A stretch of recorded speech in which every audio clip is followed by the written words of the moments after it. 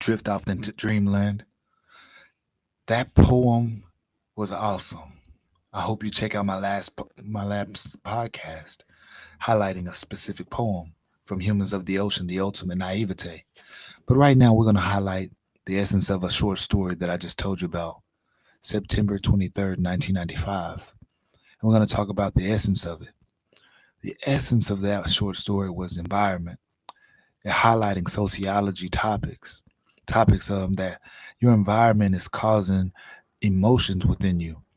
Your environment, which is oftentimes not created by you, is causing you to feel a certain or specific way. Your environment has some individuals who grow up within it and continue to find love for one another in life, like love in life and love in their everyday life.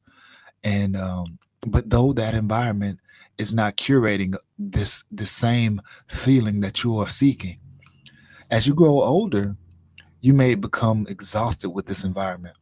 Just as the main woman who we're speaking about, just as she is exhausted with this environment. She's exhausted by the insides, she's exhausted by the outsides. Every little detail she notices and it exhausts her.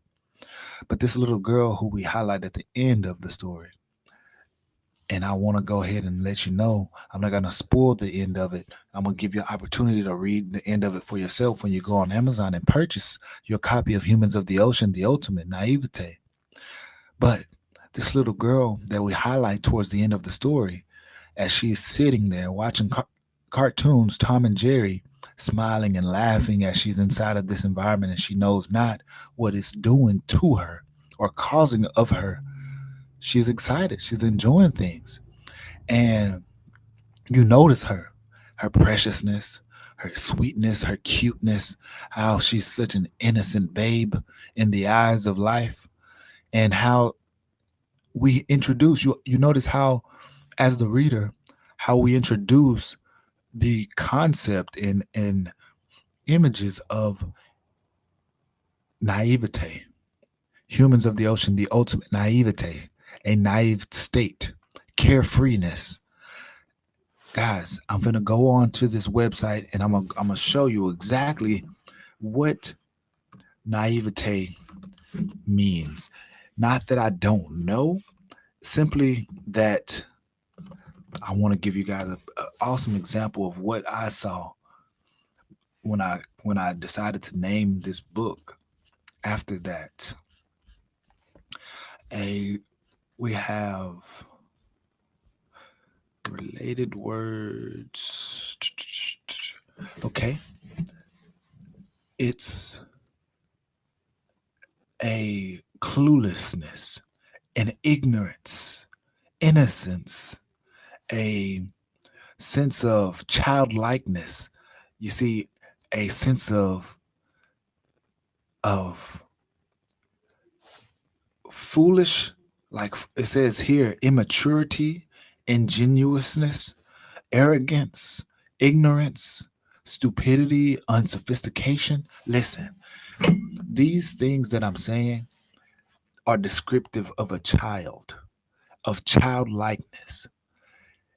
You would never look at a child and think of this child as arrogant, stupid, immature, oblivious, or you get what I'm saying? For the word naivete to describe a childlike state is to understand that is a certain amount of maturity that you need in life before you get to the point where these these harsh words are absolute are kind of considered to be true based on society. You're a child in a naive state. For you to be arrogant would mean that you have a confident spirit. For you to be childish, that would mean that you have a humorous spirit. For you to be stupid, unsophisticated, that would mean that you see life as a child sees it. simply like a old time cartoon. Cleverness is another word. Amateurishness, idealism, guilelessness. These are words that blamelessness. These are words that are defining a child. You cannot look at a child and say this child is stupid or dumb because they don't understand something. That it takes time to learn. These are not. This is the interpretation. This is what I mean when I call this book "Humans of the Ocean: The Ultimate Naivete," because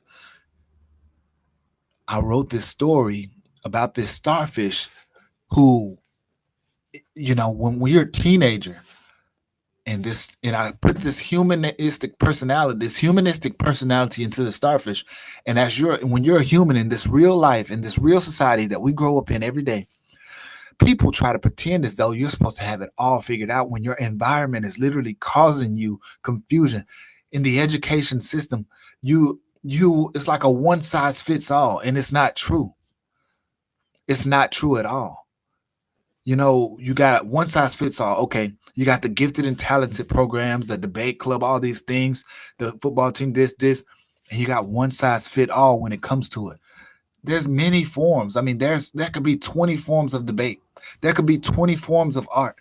There could be 20 forms of sports, football. There could be 20 forms of soccer. There could be 20 forms of um of recess, 20 forms of gym, 20 forms of all these things. I mean, athletics do a good job in division of dividing this. But in the education form, it's like you get that one big test.